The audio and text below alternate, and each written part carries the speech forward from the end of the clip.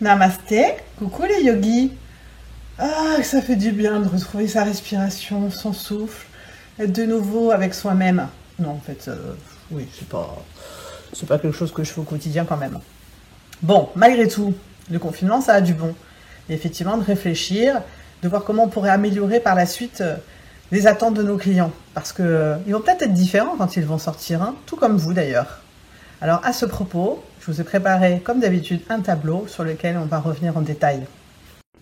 Tout comme cette peluche, ne restez pas en cage, libérez votre esprit et essayez de réfléchir aujourd'hui, avec ce Covid-19, si la clientèle va changer.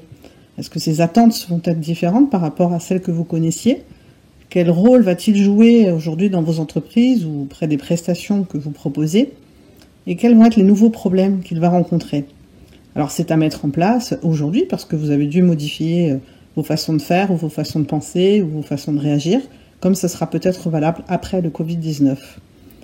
Et une fois que vous avez posé tous ces problèmes, vous pouvez en discuter entre vous, avec des corps de métiers différents, c'est toujours super intéressant d'échanger, ce sera plus facile de mettre en place les gains à l'utilisation, trouver peut-être des nouveaux produits ou services et résoudre des problèmes qui n'apparaissaient pas avant ou peut-être vous n'aviez pas eu le temps d'y réfléchir. Et ça, c'est la partie, je trouve, la partie la plus intéressante. Donc aujourd'hui, avec tout ce que vous pouvez trouver comme type d'information ou d'observation, c'est le moment ou jamais de vous creuser la tête. Alors cette étape de confinement, finalement, elle a abouti sur plein de grandes idées.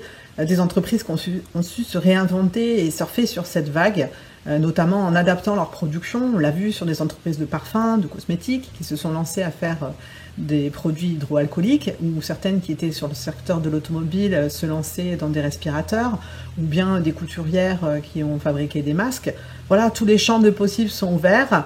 Donc allez-y, réfléchissez, voyez sur quoi vous pourriez vous adapter. Ça peut se travailler aussi en famille ou en FaceTime. Voilà, vous regroupez, vous notez sur des post-it, vous les affichez sur les murs et vous vous posez une question à la fois. Quelles sont les attentes? Ou demandez, tout le monde se pose la question aujourd'hui, qu'est-ce que tu vas faire en premier quand tu vas sortir? Ou dans les 6 mois à venir?